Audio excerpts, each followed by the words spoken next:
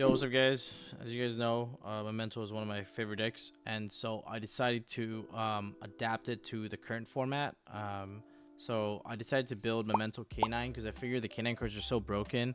Why not see what the potentials are with K9 cards and Memento cards?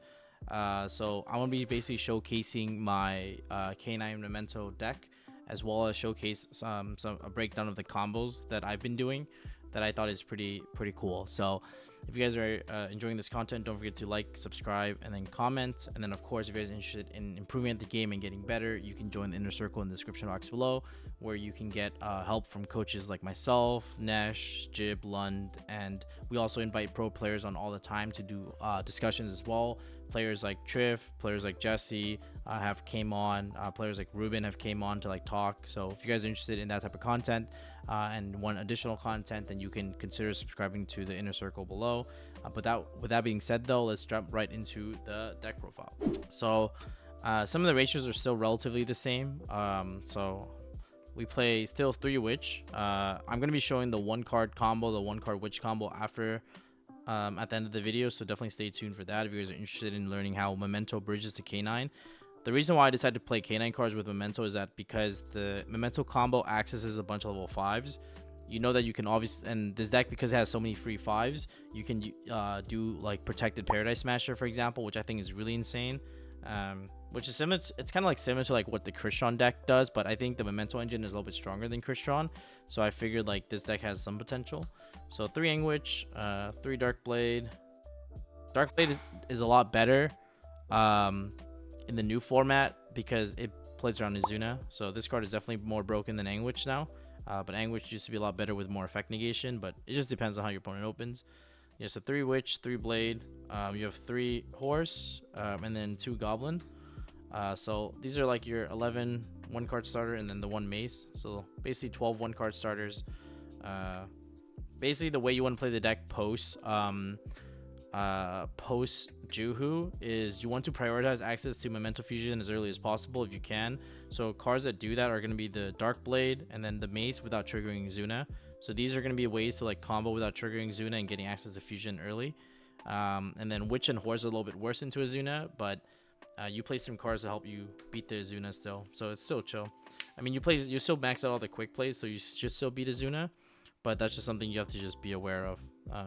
That these are gonna be like a little bit better to start with. Then you have like Gaddock, Sleepy, Horned, Aki, and then combined. So still like the engine requirements is you have to play in the deck. Yeah, I like Horn Dragon because everyone's maining Fua right now. This card's really insane into Fua. And then, yeah, these are pretty much like the standard engine requirements that you're forced to play. But they're not the worst breaks because the more Memento names you open, the better cards like Memento Fusion become. So I think it's chill. But yeah, overall, this is pretty much like the ratio. Then for some non-engine, I played 3 Fua. I think it's like the best Mulch Army at the moment. So I've been liking this card a lot. And then I play obviously the K9 package, which is going to be 3 Zuna and Lupus as some additional hand traps. And then, of course, I play 3 Droplets, 1 Callbind, and then 1 Talents as my non-engine. So these are pretty much my non-engine that I think are like the strongest right now for this deck.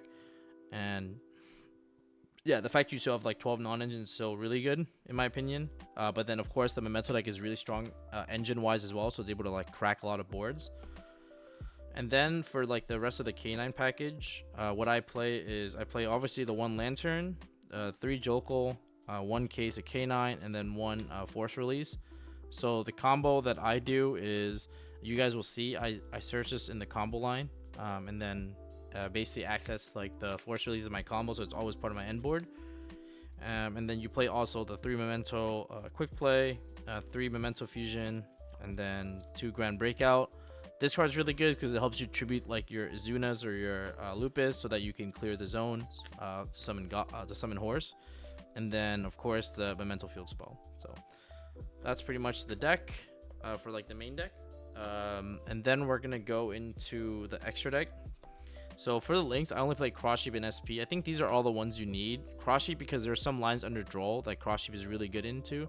And then SP just because, you know, it's going to be one of your main end boards and one of the ways you push into a board.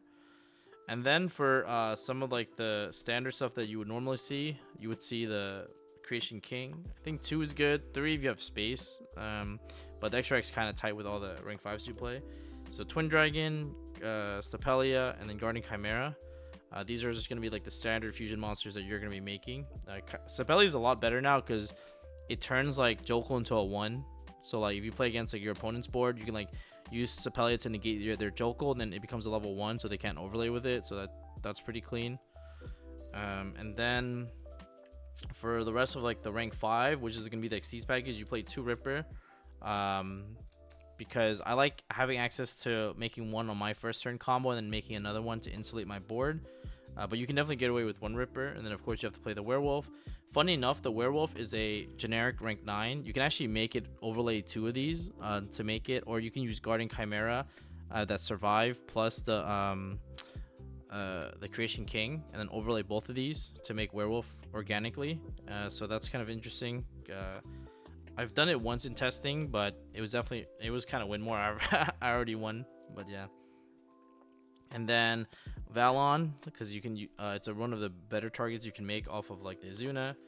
I play Imperial Princess Kinkri because there's a really cool line you can do where if you draw just like K9 stuff and you're playing to your opponent's board, after you bait all their interruptions and you have just K9 left, you can use Kinkri to bring back a free 5, and then you can what you do is you crash the level 5 monster that you bring back off Kinkri, and Kinkri reads that if a face-up level 5 monster you control is destroyed by battle or leaves the opponent by opponent's card effect, while you control this monster, you can add to your hand or special summon 1 level 5 monsters from your deck. So what you can do is you can use Kinkri, bring back like a Jokul, bring back a Zuna, and then you crash the level 5 monster into one of your opponent's monster. Then you trigger this effect to summon a Memento, the Tatsuno Toshigo from your deck, and then use that to play. And then, you know, if you resolve course, you just win. So, and then of course this also makes it so you can paradise your opponent a lot easier, because Kinkri makes it so that you can basically turn like the K9s that are restricted into non-restricted, because you bring them back from the graveyard, and then now you can overlay them for Paradise Smasher when you normally couldn't, because you know you can't make light monsters of them. Of course, you have to play Paradise Smasher. In this deck, it's really easy to set up Paradise Smasher. With the K9 cards, if you open the K9 stuff, you can actually make Ripper, then make Paradise Smasher. So it's like really broken. And then the cool thing is like the Memento combo actually bridges into the K9 stuff, so it's really easy. And then I play 1 Typhon and then 1 Zeus. Zeus because it turns the Ripper into... It makes it so that your Azuna can go into Zeus, and then you can Zeus the entire board. I also like Zeus because... you can access like rank 5s really easy in this deck, and then there's also a play where if you go Lupus turn 0, you can Lupus into a Typhon, enter battle phase with Typhon, then put Zeus on top of Typhon, then Zeus your opponent. So yeah, I think that's pretty chill. And then for the rest of the side deck, I play the following. So 3 Pirellia, just to combat the VS K9 deck, and then Krishon K9, or like any other deck that summons a lot from the hand. I play Meows for the Yummy matchup. It helps you in the Yummy deck a lot. Yeah, there's also like some rogue decks like Malice. Well, not rogue, but like some other decks like Malice that this card is also really good into. But yeah, I think this card is like really strong, just to like, you know, draw a non-engine. And then one thing that I started doing differently is I actually started playing some hand traps in Memento, and it seems like a little bit weird, but the idea is that like Nib. So like a lot of people will assume you're on board breakers when you play Memento, so you can punish them by playing hand traps in the side, and then they won't respect Nib, and then you can just murk them with it. So I think Nib is also really good because it helps you, if you charming your opponent, it helps you draw a way to like basically make it so that they can't paradise you. So I think Nib is like good. And then I play cards like Bell because it's good against like the Dracotail matchup, which can be a hard matchup for Memento K9, just because like if they find mana on you and stuff, it's really hard. Also like the Dracotail Flame, which negates spells, is really good at negating Bone Party or Memento Fusion. So I want Bell to basically negate the Flame so that you can resolve Memento Fusion or Bone Party. And then I side 3 Ash Blossoms for going first. Guys, I don't know where my QCR is. Do not hate me. I cannot find it. I lost it, I think. I'm scrambling right now. So I need to find 3 of these. But yeah, so that's pretty much it for the side. And then for the combo, I can show you guys like a 1 Anguish line that I've been doing. That's been the goo, basically. So I go one Anguish, I go effect, search horse, summon horse. I go horse effect, destroy itself, and then I'm gonna be sending Sleepy, Mace, Goblin. And then what I do here is I would go Witch effect, blow itself up to bring back a Mace. And then I use Mace effect to blow itself up to grab a copy of Memento Fusion from my deck to my hand. And then I'm going to play the Memento Fusion, and I'm going to be shuffling. This is really important what you shuffle back. You do not want to mess this up. You want to shuffle back a Mace, Witch, and then Goblin. You need to leave Tatsu and Sleepy in your graveyard, okay? This is really, really important.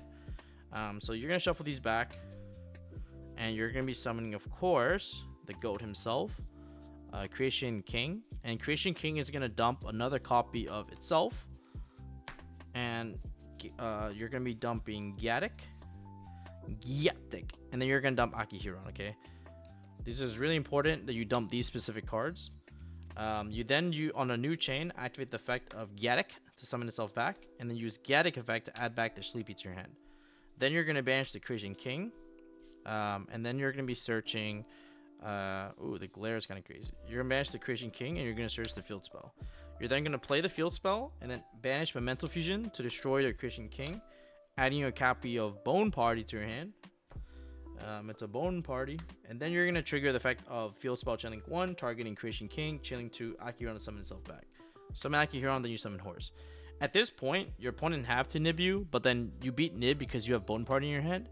But if they don't nib you, what you do is you insta-slam a Ripper here to basically insulate yourself from Nibiru. And then you go Ripper effect attaching Akihiron. This is important you detach Akihiron because you're gonna reborn it later and get value off its effect. Then here you're gonna search Jokul off to your hand. And then what you want to do pretty much from here is you want to then go Sleepy special itself, then go Sleepy effect. Even if they have like an imperm or something, you have Bone Party to always, you know, insulate. So, but you're gonna use these two, and then you're gonna be now making Twin Dragon. You're gonna use Twin Dragon to destroy itself, which then adds you specifically another Tatsu, and then you're gonna be adding a Horn Dragon. You obviously have to add Tatsu so that the Jokul becomes live, and then on new chain you go Twin Dragon effect to summon Akihiron from your graveyard. Now what you can do is you can go Bone Party to destroy the Akihiron, and then you're gonna be able to special summon Darkblade from your deck, and then you can use the Akihiron effect now to add back the Memento Fusion from the banish back to your hand. So now you have basically the Memento rotation setup. You're then gonna go Darkblade effect to destroy itself, to summon Goblin, and then you're gonna use Goblin to destroy itself, to send a combined creation, and sending another Anguish to the graveyard.